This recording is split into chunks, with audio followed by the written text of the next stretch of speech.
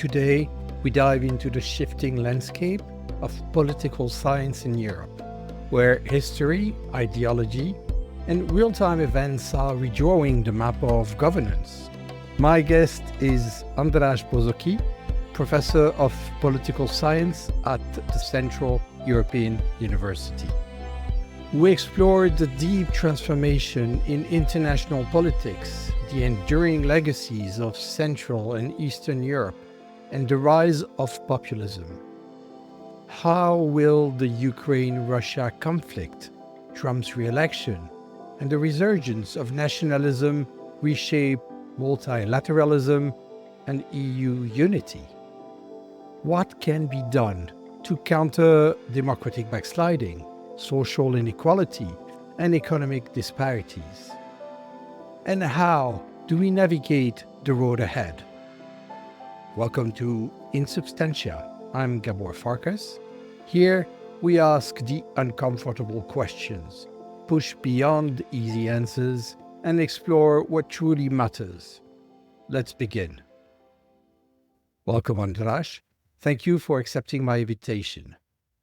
You teach political sciences at the Central European University, and you are also the former Hungarian Minister of Culture. Yes, exactly. Republic of Hungary, 2005-2006. It is simply Hungary now. It used to be Republic of Hungary. May I please ask you to introduce yourself further? Well, my name is András Bozóki.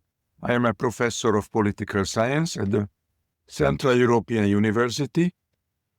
I used to be a professor at the Eötvös University in Budapest, and then parallel to that to Central European University in Budapest. But my university was expelled from Hungary, so since 2019 I am working in Vienna at the CEU, the same place but in a different city. And I used to be a participant of the roundtable talks in 1989, representing the opposition vis-à-vis the Communist Party, participating in the smooth transition. And in 2005 and 6, I was for a brief period, 1.5 years, a member of the government as a Minister of Culture of the Republic of Hungary. But I never was a professional politician. I participated in the government as a civilian, professor, non-partisan, who was invited by the Prime Minister. I published a lot of books and a lot of articles, both in Hungarian and in English.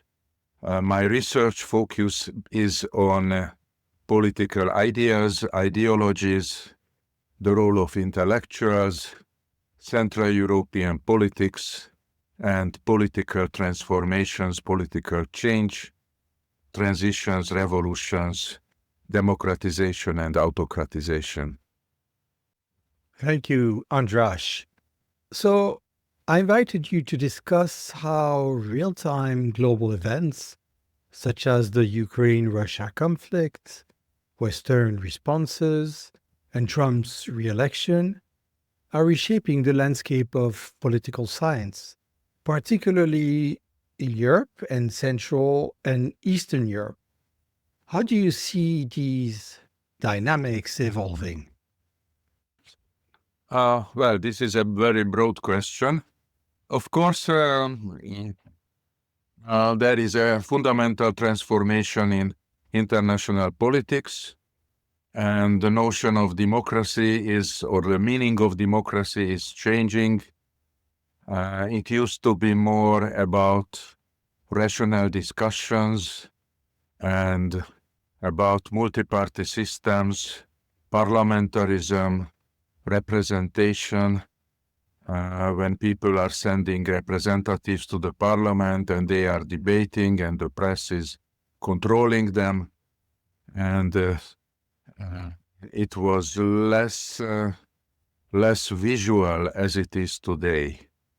Today, international politics in general became very much like a spectacle, a visual thing, on not only on television but also on the social media, and it is more like a presentation of the leader rather than rational discussion about the programs. And the personality of the leader is what matters most. So politics becomes more and more like a referendum between two candidates rather than rational discussion. And that's why Donald Trump could come back after this last 4 years break when Biden took over the presidency in the US. So polarization, emotions, and visual images are dominating politics, and that is not favorable for rational discussion. Just like, it is possible that the President of the United States just simply says that it was Ukraine which started the war, which is obviously not the case. So a sort of manipulative use of fake news is becoming widespread, which is quite unusual in Europe, and many people are surprised by this. So it seems like history and collective memory and all these things are the part of the dustbin of history, and people just don't need anymore these reflections and self-reflections. Power is more important than legal limits, institutional limitations, and rule of law. So that is a rather negative development. You are painting quite a bleak picture. Given the current situation, how do you see the future of multilateralism, and can Europe contribute to its revitalization amid growing nationalism and protectionism worldwide? Well, multilateralism based on the idea that after the Cold War, there are more than two players or three players in the global politics. It's not only the Soviet Union doesn't exist anymore, so it is out, but not only the United States and China, let's say. But there are different voices, the UK, the Germany, Poland even, and Latin America. So a more balanced picture with many players internationally. And it seems to me that Donald Trump wished to reverse this trend quite harmoniously with Vladimir Putin, that there are the big boys and the smaller players. And that's an unfortunate development. Of course, it's too early to judge because Donald Trump is back to power only for a month.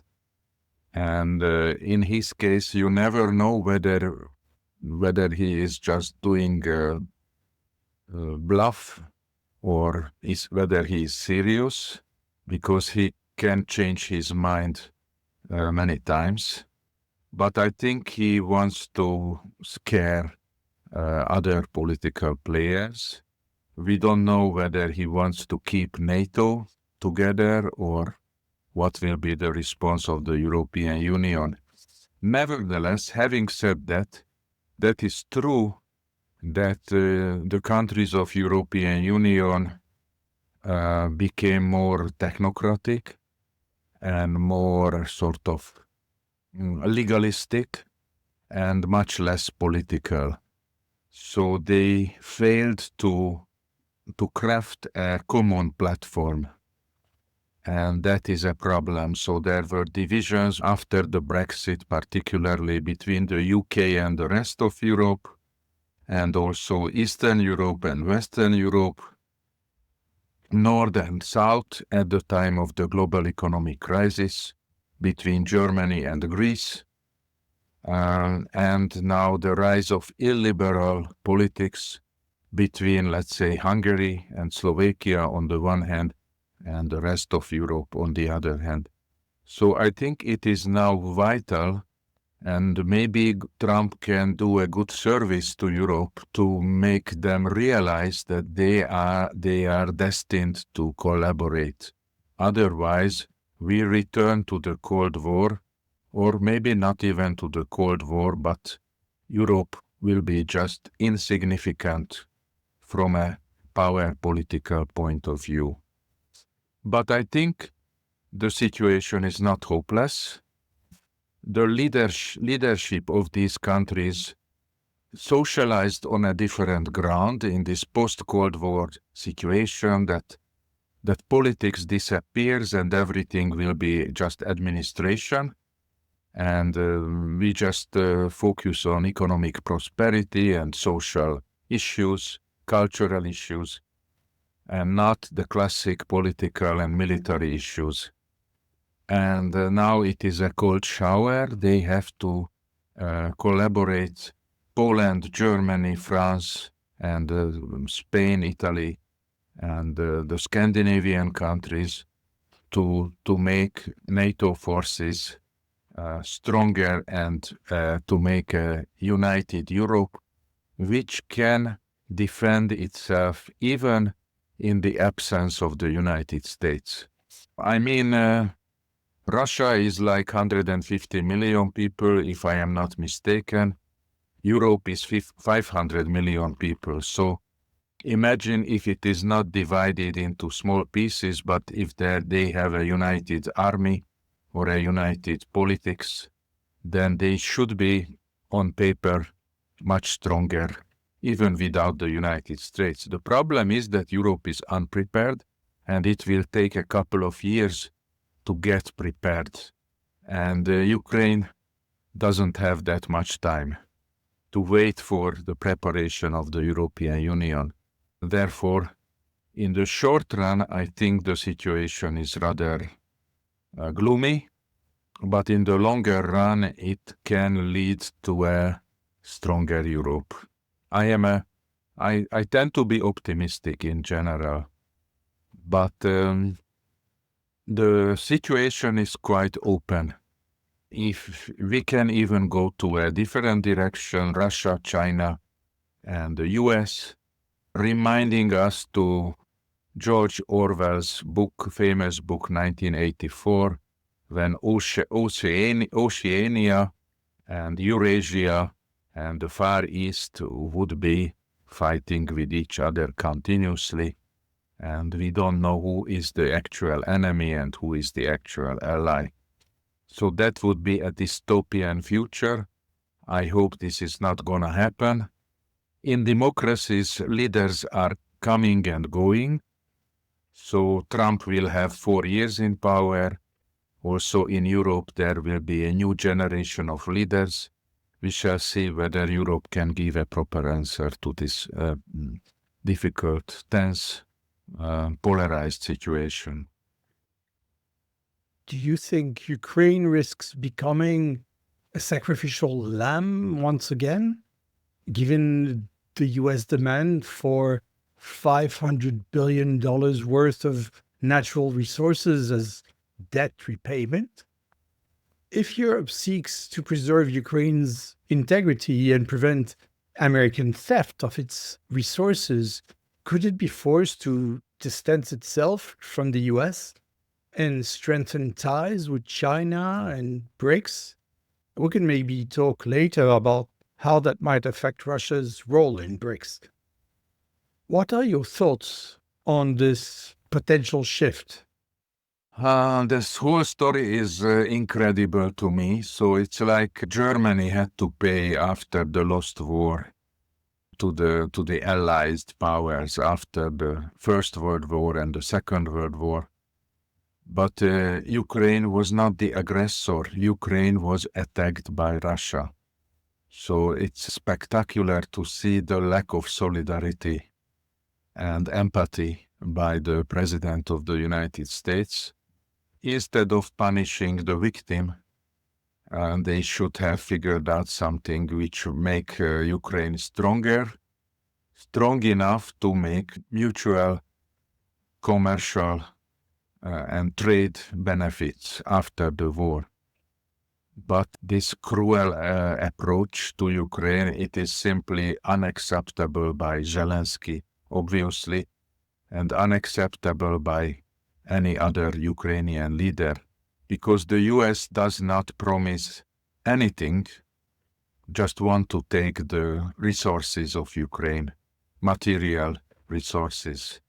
I mean, this is a robbery, I think. It is a mutual robbery. Like in the past, street boys, the bigger boys are beating up the younger boys and take their belongings with them. So it is so weird that it is hard to believe. So I think Ukraine will not obey to this request. And even if, I mean, maybe Zelensky will be re-elected if there will be in the next elections. If not, the next Ukrainian leader cannot sacrifice his own country, because that would make him a traitor in history. So maybe it can be a more Russian-friendly successor of Zelensky. But Putin would not be happy just to take some parts of Ukraine. He wants a semi-independent Ukraine, which is under his control, just like Belarus. So if you take a look on Belarus, you can see the future of Ukraine as Putin imagines, plus the territories in the east and in the south. So Ukraine would virtually be deprived from the access to the Black Sea. So this is really harsh, and nobody knows what will happen next. So what about NATO? What about the Baltic states and Moldova? So I think it would be an appeasement. It would be a second Molotov-Ribbentrop Pact if it goes this way. However, I believe that the Republican Party will stop Trump. And maybe in the Senate and in the House of Representatives in the US, not everything will happen as Trump wants to happen. So there are so many factors: the Ukrainian domestic politics, the European cooperation and militarization, plus the strengthening of the anti-Trump coalition in the US, and maybe the House of Representatives will be much stronger within 2 years against Trump. Given the historical legacies of Central and Eastern Europe, how do you view the region's role in shaping the future of the European Union? These countries, the Visegrad countries, so-called Visegrad countries, today nobody speaks about Visegrad countries, they've had a common history. Poland, the former Czechoslovakia, Czech Republic and Slovakia and Hungary, plus Slovenia and Croatia, they form a Central European bloc, so to say. And even Austria is a little bit similar in some respect because it is neutral. So these countries might have some special interests, but they are divided vis-à-vis Russia, which was not the case in 1989. 1989 was a transformation driven by return to Europe, return to democracy, and getting out from communism and escaping from the umbrella of the Soviet Union. So particularly the Baltic states were pretty much anti-communist because they were members of the Soviet Union. But all other countries, East Germany, Czechoslovakia, Poland, and Hungary, just as Romania, were pretty much anti-communists. And Putin, who is now the president of Russia, former KGB agent, somehow managed to blackmail some leaders like Fico and Orban. And also he seems to be powerful enough to intervene to the Romanian presidential elections.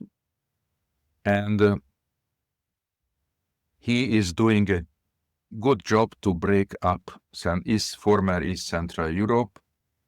And now there is a pro-Russian camp and an anti-Russian camp. And that is pretty much dangerous. And it would help if Fico and Orban would leave their office, but they will be now supported by Russian secret services to help them to stay in power. The majority of Hungarians want to stick to the European Union and return to democracy in Hungary, so they support the opposition. But since the elections will not be free and fair, we don't know the end of this game. Surely the elections will be manipulated, but nobody knows what will happen if people realize this manipulation and go to the streets and start protesting like in Georgia or in Serbia these days. So the legacy of Central Europe was a sort of non-violent transformation, solidarity, and the wish to return to Europe and to catch up to the average of the European Union. And some countries are achieving this or approaching to achieve this, like Slovenia, Czechia. Also, Poland produces great economic development, just like Estonia. So there is a chance to catch up. There are very optimistic and good cases. But in other countries, when authoritarian leaders took over, particularly in Hungary, they are not developing that well. It is more stagnation economically, high inflation, and the currency is losing its value, and corruption is rampant, driven by the elite. So it's not a popular corruption, a petty corruption. It is an elite corruption, top-down, driven by the governing forces. So I think this is a divided legacy. There was a beautiful legacy of cooperation and catching up to Europe together, but now it is divided, and I think partly it is the result of the collaboration between the Russian elite and the domestic political elite. Do you think the European Union can ever be fully integrated? Or will there always be divides between Western and Eastern Europe in ways that challenges EU unity? That challenges, but also the United Kingdom challenged and they left. So there will always be tensions and disagreements. But I think on the other hand, this is a historical opportunity to get more united, politically and militarily and also economically. So what I expect that some parts of East Central Europe will catch up and join a more united European Union, and other countries will be left out, not formally, but informally, from the core agreements and collaborations of the European Union. So while Italy, Germany, France, and the Scandinavian countries will be more united, together with Poland and the Baltic states, this might not be the case with some East Central European countries for the time being.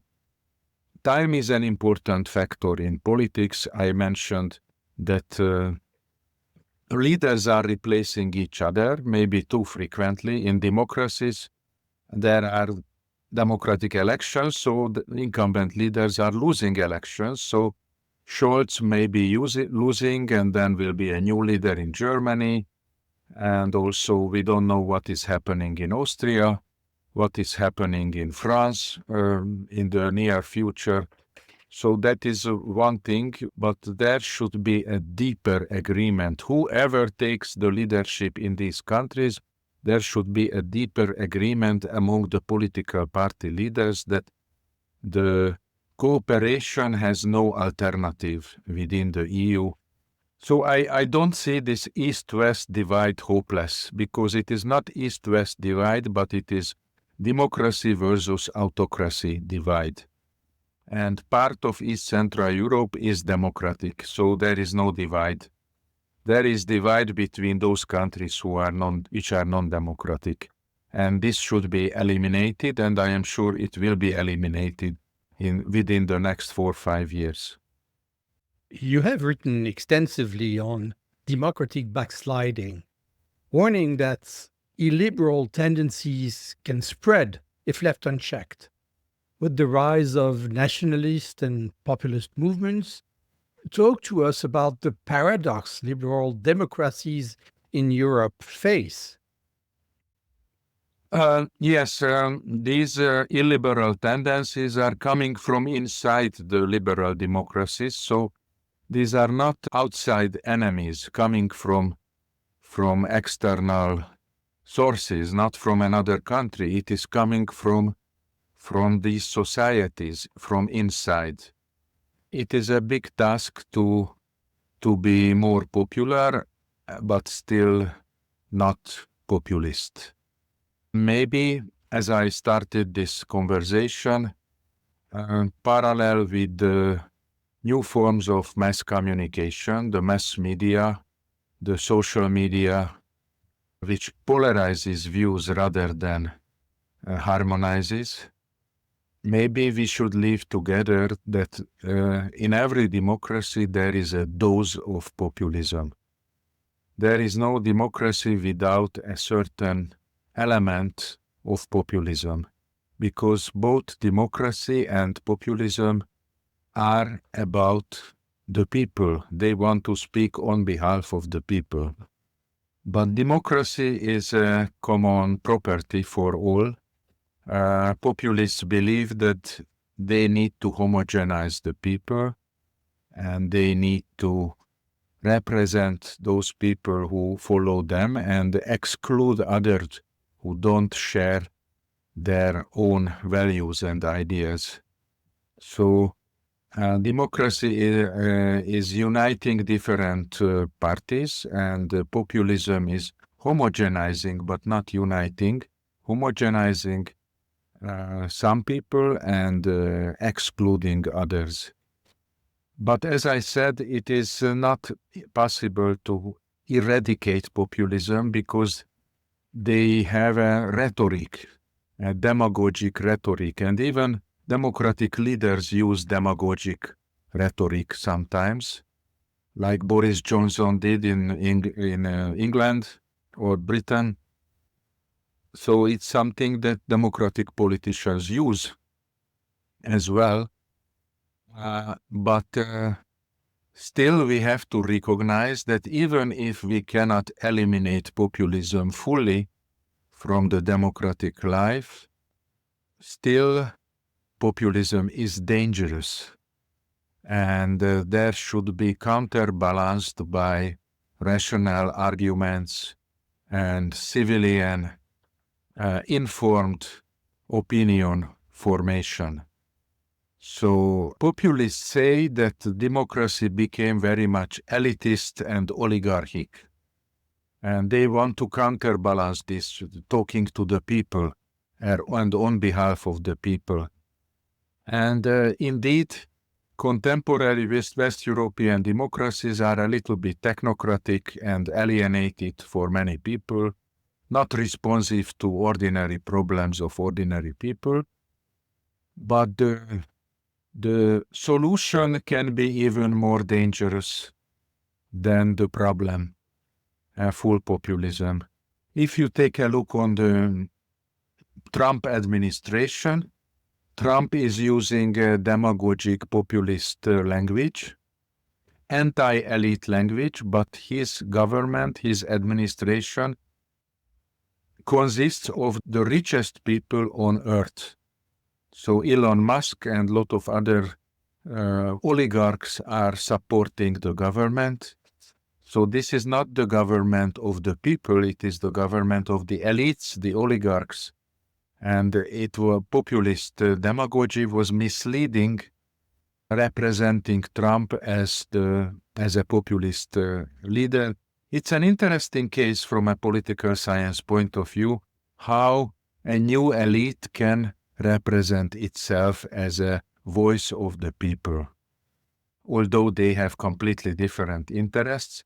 And I think that also contributes to the new nature of the mass communication, which is based on charismatic leaders rather than rational discourse. You mentioned briefly that social media's role in democratic backsliding could be reversed. But with net neutrality gone in the US, those in power who already collaborate with media elites now have even more control over information. They can limit access to dissenting perspectives or make it harder to find. Do you still see a path to reversing this trend? Because it seems this could also be happening in Europe. Exactly. And therefore the situation is gloomy. The US government stopped the US AID and also stopped supporting Radio Free Europe and all these independent voices that supported the oppositions in authoritarian countries in Eastern Europe. So United States is walking out from these countries. So all eyes will be on the domestic opposition because they are poor, they have to be more organized, and simply the citizens must be better informed, which means that they need to have some need for a better information, a more objective or more impartial information. And that requires education. And I think in the US there is still a strong civil society, a strong middle class, a strong counter-elite to resist this sort of illiberalism, populism, control of the media in the biggest democracy in the world. Also, I think people in Germany, Switzerland, Spain, Italy, not to mention France, they are critical enough to control their own government. They cannot be fooled so easily because they have a democratic past, a democratic legacy, a democratic, uninterrupted democratic history. And this is not the case, unfortunately, in Romania, countries of former Yugoslavia, Hungary, Poland, etc. So in the history of Hungary, for instance, which is 1,000 years, only 20 years was a democracy between 1990 and 2010. Before it was communism and then the Horthy regime and then a sort of liberal, enlightened monarchy, the dual monarchy, Austria-Hungary. And before that, there were non-democratic regime all over in its history. So what can we expect? We can expect that the memory of that 20 years will matter and the legacy of the multi-party system and pluralism and plural media. So I think education is a key, and civic education and civic courage. And therefore it is not surprising that the Orban government wants to control the education very much, from the elementary school to the universities. Because Orban knows very well, and not only Orban, all authoritarian leaders, that university students and high school students can be dangerous to their regime because they can initiate a fundamental change. They cannot execute the fundamental change, but they can initiate a movement which can lead to a transformation and regime change. So this happened many places. Poland in 1968 in Prague. It is happening in Belgrade now. It happened already in 2000 with the fall of Milosevic. It is happening in Tbilisi, in Georgia, in Kiev. So it was the case in 1956 in Hungary, when students, university students, were vital elements of demanding political change. And that's why they want to control the universities. I don't think they will be successful, but they do everything to control the young people. No surprise that more than 500,000 people left Hungary in the last 10 years, maybe 700,000, and they try to find their fortune in other countries abroad. And that's mostly the elite. Yes, the young, educated elite, the potential future leaders of Hungary, they are living abroad, and I don't know whether they wish to return at one point or not. Myself is included to this because I am teaching in Vienna. My son, I have two sons. The older son is living in London, and he's a British citizen now. So, and he left in 2015. So it is Hungarian families. It used to be that the grandparents were together with their children and grandchildren, and they celebrated, let's say, Christmas or some family birthdays together. But now they are using Zoom and other social media instruments to meet in certain family occasions, because it is quite typical that some members of the family are living far away abroad and they don't meet so frequently with each other. That is good on the one hand because hundreds of thousands of Hungarians learn foreign languages. It was not the case because Hungarian is a very isolated language, and typically Hungarians were bad in foreign languages, but now 100,000 Hungarians live in Vienna itself, also in Germany. So they speak now English and German, a lot of in Scandinavia and the UK. So there is a potential of the middle generation and younger people. But that was also a strategy by the regime. Instead of fighting on the streets with these critical guys, let them go to the West, let's get rid of them. And that's the strategy of open borders. In the 28th century, we had the classic dictatorship, the Soviet rule, with closed borders, the Iron Curtain. Nobody could move.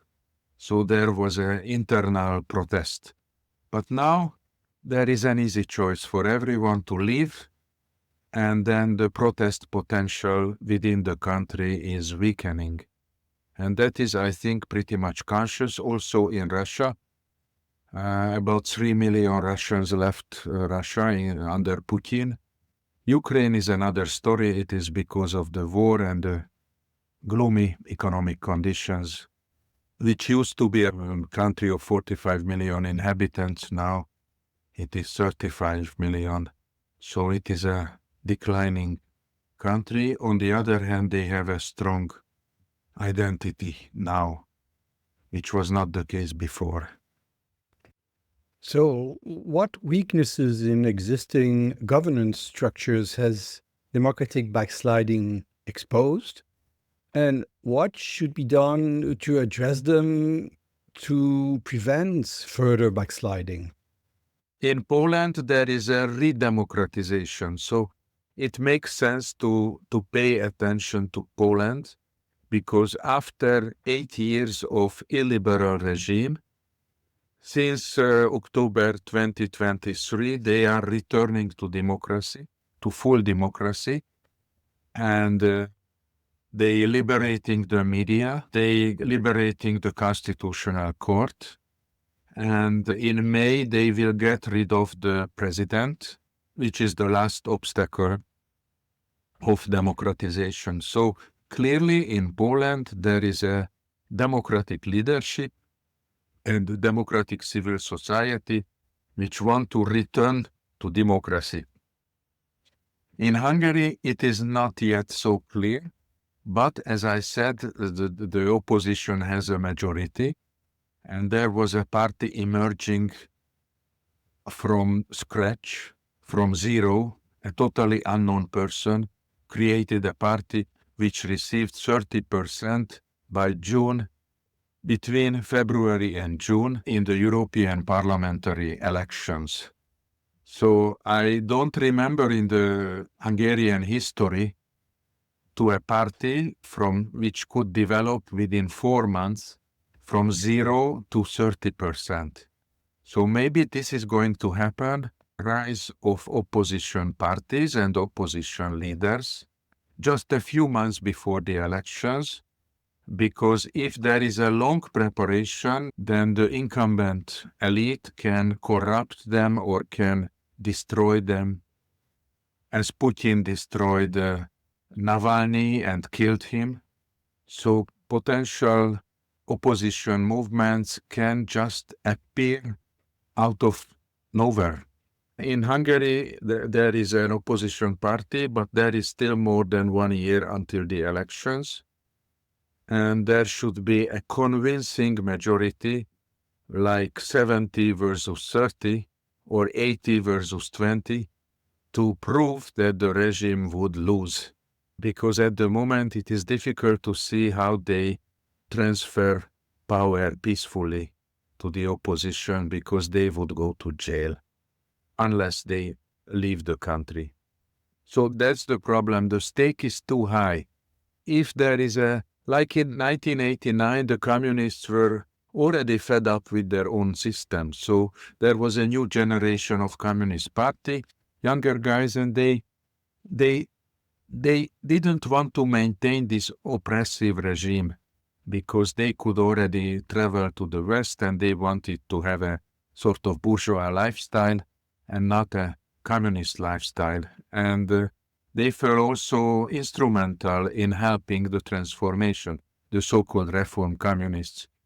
We don't see it yet in some countries when these personalist populist parties are still, as long as they see some hopes for themselves, they are sticking to power, and now they enjoy a big boost by Donald Trump and Vladimir Putin, as it looks like a new tandem of autocracy.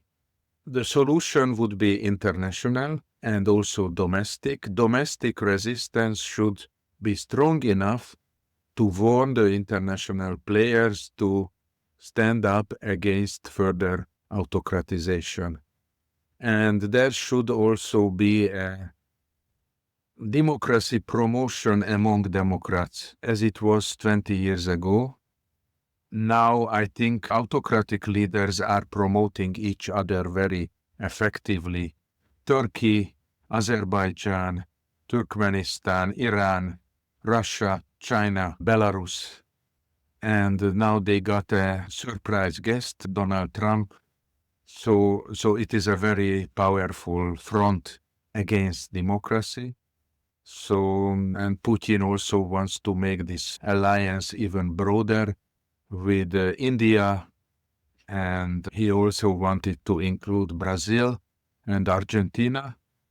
But now Brazil and Argentina have democratically elected, democratic-minded presidents, so they probably won't join to this illiberal international or illiberal alliance.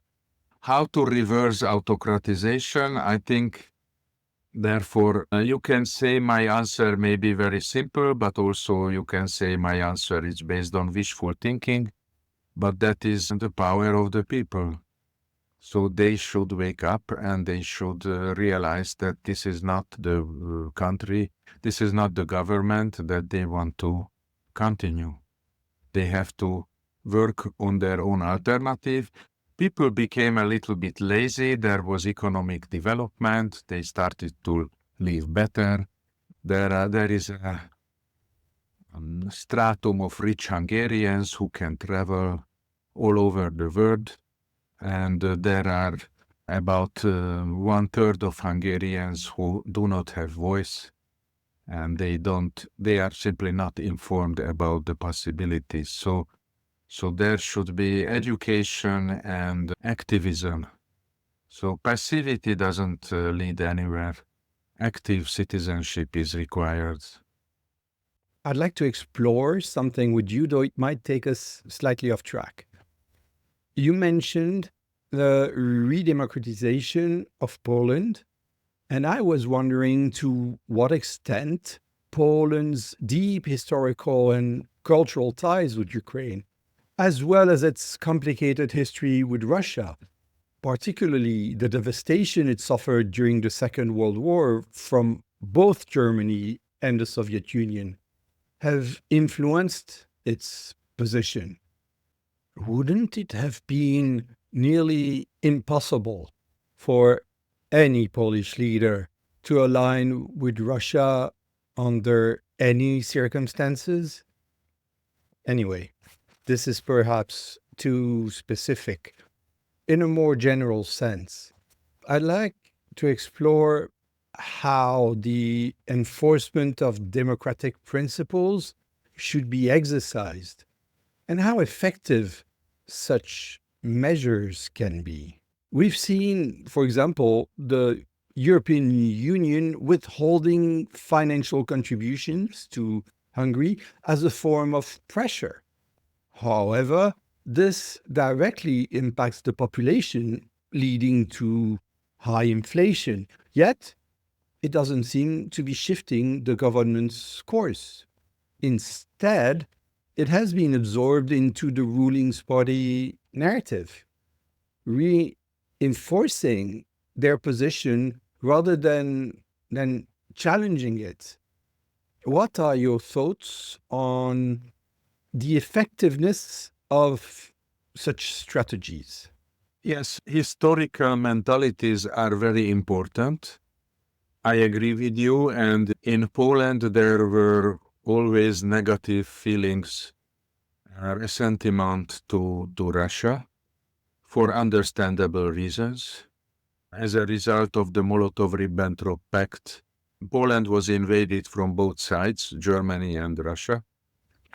And the Baltic states, Estonia, Latvia, and Lithuania, they were swallowed by the Soviet Union. They lost their independence for 70 years. So they are the most anti-Russian countries, and they also ready to raise the military spending to 5%, as Trump demanded. And also Finland is very much aware of the situation, and Sweden. Finland gave up, and Sweden gave up its neutral status. This is amazing.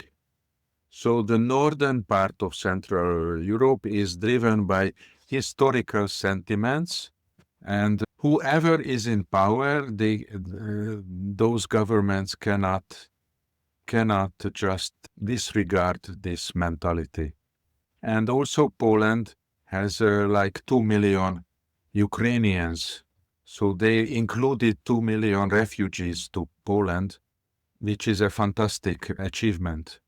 In Hungary, and Slovakia was always at a limbo, unlike the Czech part of the country. Czech part is very much anti-Russian. Slovakia is rather pro-Russian. It goes back to the history of Czechoslovakia, when Slovakia benefited from communism, while the Czech parts were punished by the communist regime. In Hungary, I expected a much more negative attitude to Russia because of the popular memory of the behavior of Russian soldiers when they came to Hungary in 44-45 and also in 1956, killing a lot of people, raping many women. So I don't see that the memory of the Red Army would be so positive in Hungary, even if Hungary was liberated from the Nazi Germany. So it's an ambivalent legacy. But the general position is not so negative as it is in Poland, because Hungary was, for a long, long time in its history, occupied by other large powers. Hungary was under the rule of the Ottoman Empire for many centuries, and it was under the influence of Austria, although finally it was a dual monarchy. But before the dual monarchy, Hungary was controlled by Vienna, by Austria. So despite the spectacular development between 1867 and 1918, when Austria-Hungary existed as a dual monarchy, which was economically a great period for Hungary, despite of this, Hungarians always wanted independence. And when they got independence, they lost 2/3 of their territory. So the getting independence, it was a great moment for Estonia, Finland, Poland, but not for Hungary because it was a bitter moment of independence, getting an independence for a small Hungary. So the legacy of independence for Hungary is a very ambivalent. And in the meantime, Hungarians learned from history because of the Ottoman occupation, the Austrian rule, and the Soviet occupation, which covers many, many centuries, that there is a difference between formal structures and informal practices.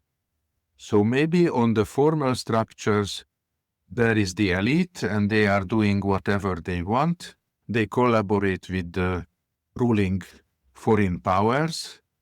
But in the informal level, we can do our little businesses independently from the ruling elite. So therefore, there is not much strong commitment by Hungarians to an independent life, and they also think that after the Soviet control, the decades of Soviet rule, now the Hungary joined the European Union, and they did not believe that Hungary can keep its independence, and now after the Soviet Union, we are part of the European Union. This is what the Orbanist propaganda repeats. So that we are again losing the independence, and we have to learn how to operate among ourselves.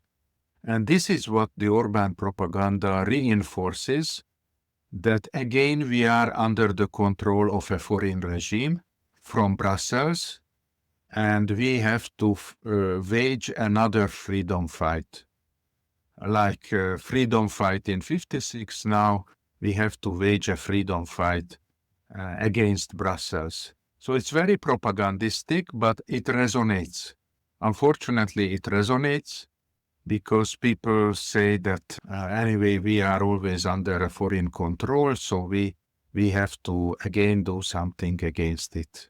So populism appears in Hungary like although populists are in power, but still behave that they are in opposition. It's very funny. This is how they sell themselves, that we are together with the people, although we are domestically in power, but we present ourselves internationally as being in opposition vis-à-vis the foreign powers in the European Union, exemplified and symbolized by Brussels. And now Orban is triumphant because he believes that Moscow and Washington would be behind the illiberal Hungary and illiberal powers and disciplining Ukraine and disciplining the other members of the NATO which do not follow this new agenda. Okay. Then what kind of new social contract should Europe aim to develop in response to the challenges posed by illiberal movement and shifting societal expectations? How should this contract address issues of democratic backsliding, social inequality, and economic disparities? And what roles should different stakeholders, such as governments, civil society, and the private sector, play in this new framework? The problem is that European Union was designed for a different era. After the Second World War, European Community, and then later European Union, when there is peace and prosperity in Europe. My generation and your generation, we belong to the same generation that grew up in a situation when there is no war in Europe. Year by year, there is an economic development, and simply problems can be administered by compromises and negotiations. And that period, the golden age of liberal democracy in Europe, is over, and they decreased the military spending under 1%. Germany became also very soft, and other countries neutral. And this is conditioned for a post-World War II period from the late 50s until 2022. It was a beautiful 70 years, and now, or 60 years. And now I think they have to redefine themselves. They have to do something with the uniform vote. They have to introduce a majority vote. Maybe they have to create a new European Union in which those who are always voting against the EU decisions should be left out. And this new Europe should be based on majority decision. I mean, not 51%, but 80%. So to be able to act, and no single country can prevent or hinder the decisions of the execution of the decisions of the European Union. And also on military issues, there should be, the design should be more effective. There should be a European army, which is part of the NATO, but on the other hand, which is able to act in the absence of NATO as well. So maybe the European Union in the future will be a little bit smaller with one or two countries, or maybe the old framework will be maintained, but there will be an internal core which is not based on uniform decisions, but the institutional designs makes possible majority decision and ability to act. And it will inevitably lead to a more dominant position of the big countries, like France, Germany, Italy, Spain, and Poland. Well, you mentioned France, but it's difficult to be sure whether the country would vote in favor of joining a new European Union. When there was a referendum under Chirac, the voters rejected the proposal, yet the government still decided to move forward with EU integration. Since then, the political opposition towards the EU has been growing, and today the movement to leave the EU remains quite popular in France. And not only in France, I think the same thing can be said about many other countries as well. I mean, I don't know how powerful these movements are and how they will behave in the crucial moment. I suppose there will be obviously a new referendum in every country. And if it is truly democratic, it of course can happen that this new European Union will not be introduced, and the old European Union will survive as a loose collaboration of nation states. This is what Orban wants and Putin wants and others, far-right leaders, that no federalism, but some sort of loose economic cooperation, and also the workforce freely moving and the capital freely moving, but not harmonizing the policies. So they want to keep the decisions for their own hands. So that's the other alternative. If this federalization cannot stop, which can potentially stop autocratization, if this federalization will not occur, then there will be a decline of the close collaboration within the EU, and it will be more like case-by-case cooperations based on similar interests and values, and not aiming to have a uniform decision in the future. That would be a rather dark future, but at least we can say that we had a beautiful 60 years in our lifetime.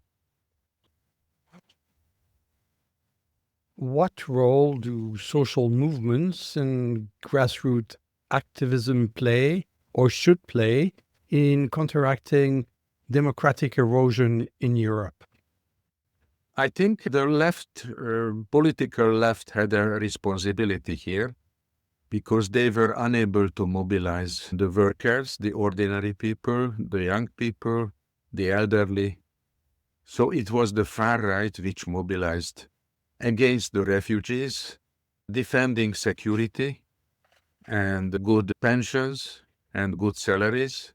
So security became the keyword. So the grassroots became a right-wing grassroots, a racist, security-based grassroots against the foreigners, against the Islamic migrants, and maybe with good reason in some countries, with not so good reason in other countries. But the point is that the political left, the socialists, social democrats, are losing everywhere. And that is very strange. They lost their traditional issues, representing the working people, the working class. There is no more working class.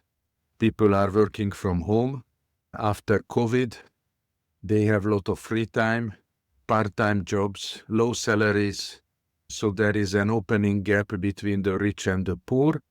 But the poor is mobilized by racism and anti-refugee ideologies, Islamophobia, rather than material economic issues and criticizing the regimes.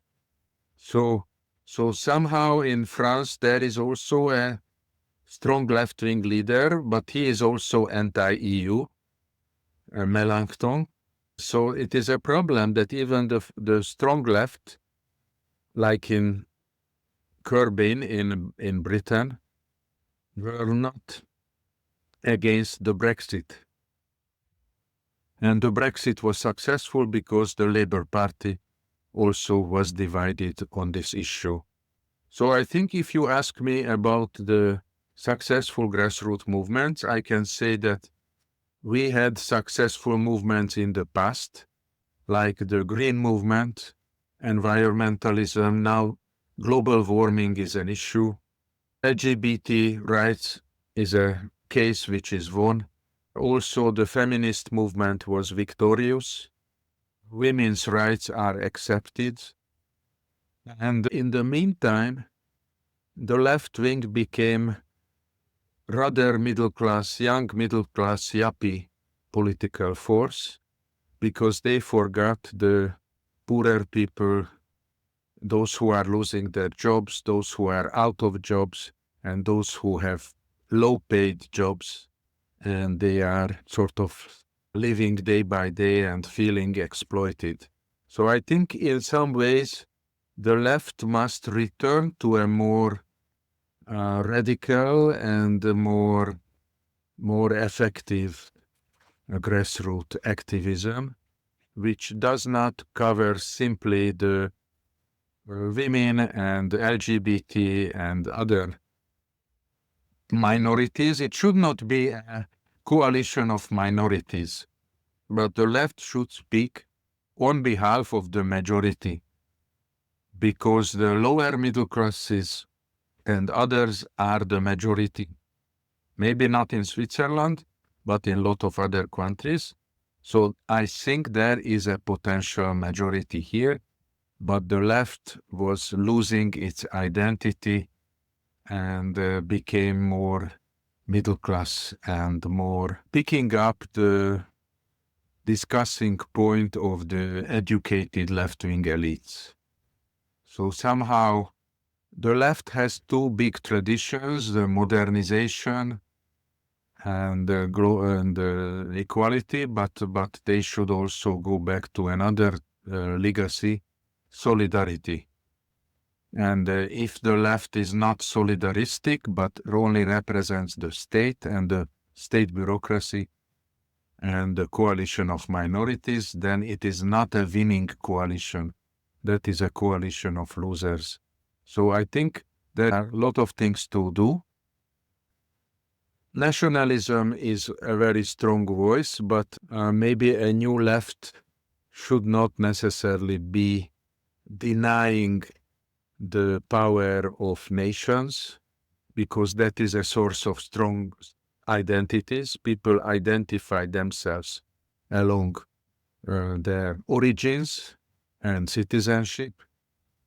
Maybe not the educated elite who are freely traveling, but maybe they should be a little bit more sensitive to the grassroots, to those people who are there. And I think the left should not give up talking about the nation, because if it is, it will be only in the vocabulary of the right wing, then again it is a losing game. So I think there should be a fundamental change. I am not promoting National Socialism at all. I am just promoting a sort of openness to the majority and openness to the identities of the majority. In the meantime, being more solidaristic and more committed to equal rights and equality. Because if it is just freedom without equality, then we can end up like the United States, increasingly more excluded people, migrants and poor people. Not only black people are poorer, but white people as well, and an elite of the oligarchs, and the distance, and a disintegrated society, a disunited and disintegrated society led by the super rich. So if it's going to go that way, this will lead to a major crash. And this should be avoided by representing the other part of the society more powerfully.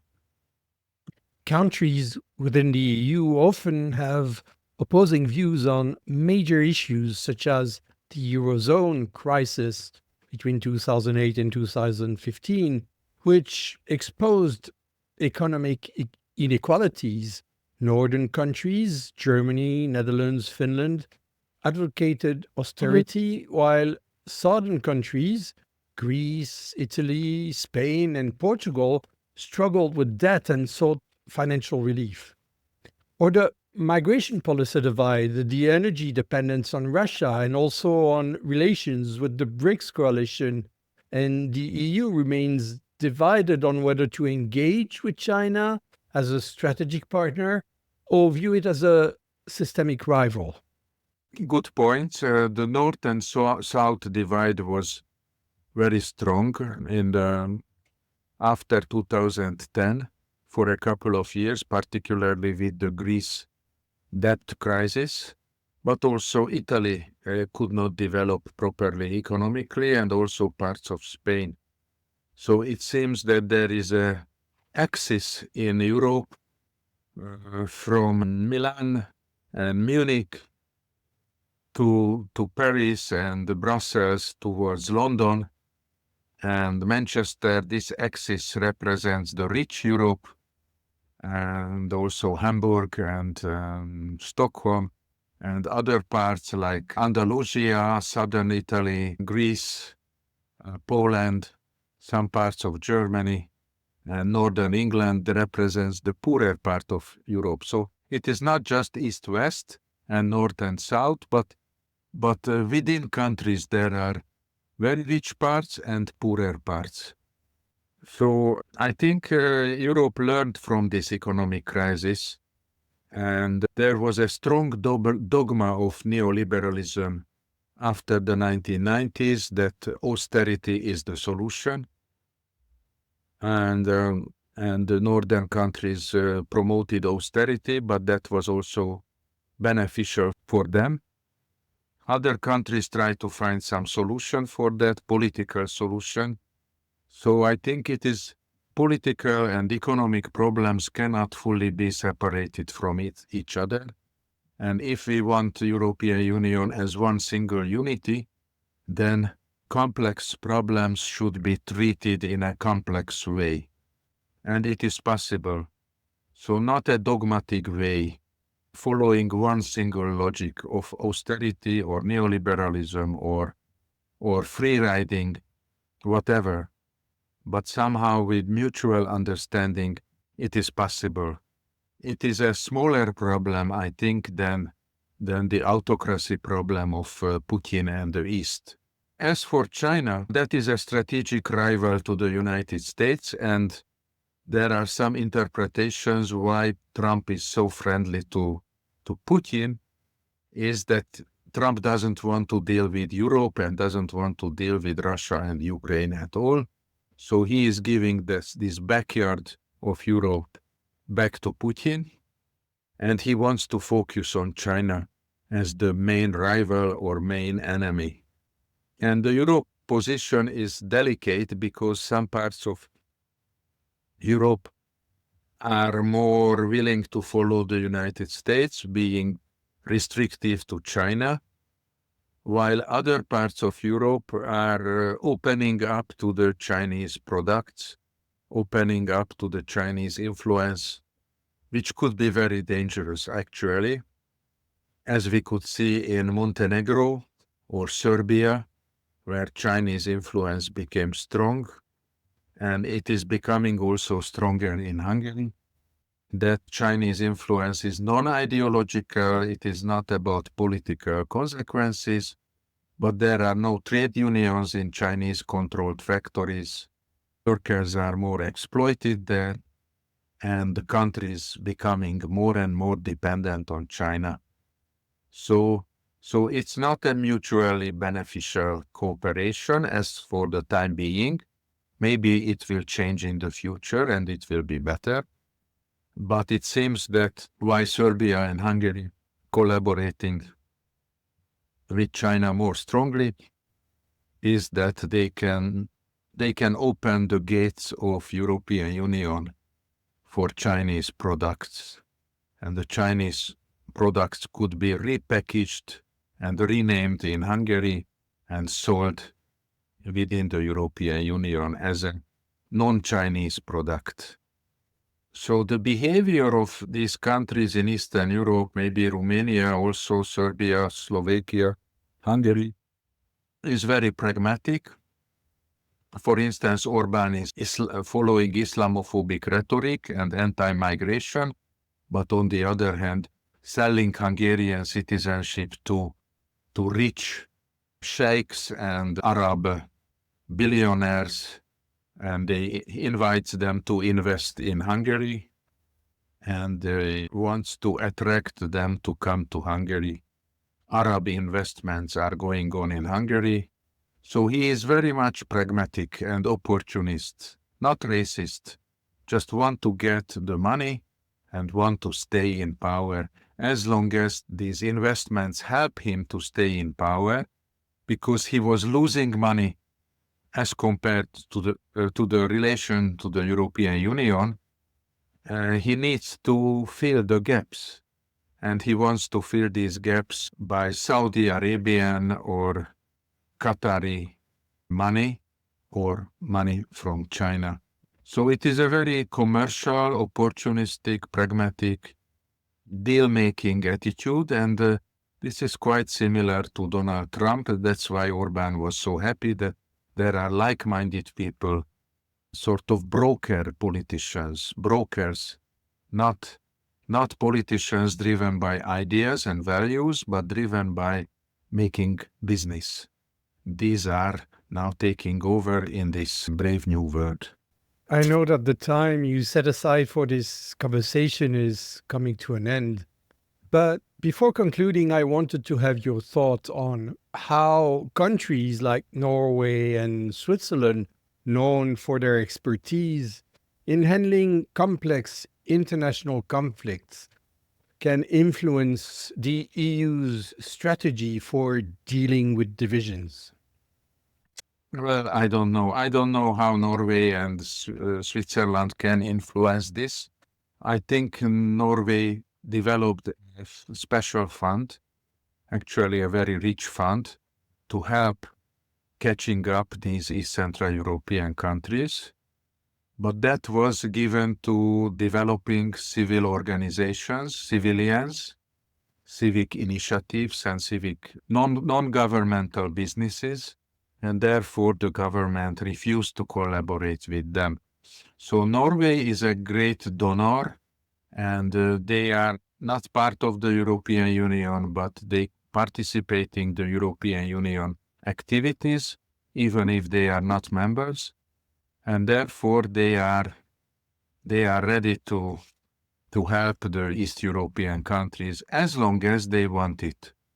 So that's a problem that Orban refused to use that, and in order to control everything, because his principle is to eliminate social autonomies in the country. As for Switzerland, I am really not expert on Swiss politics and the Swiss foreign policy towards Eastern Europe or East Central Europe. I didn't read much about the position on Switzerland on Donald Trump or Ukraine or the European Union recently. Thank you, András. Thank you very much for accepting my invitation. Thank you very much for inviting me to your podcast. And thank you very much for people listening to us.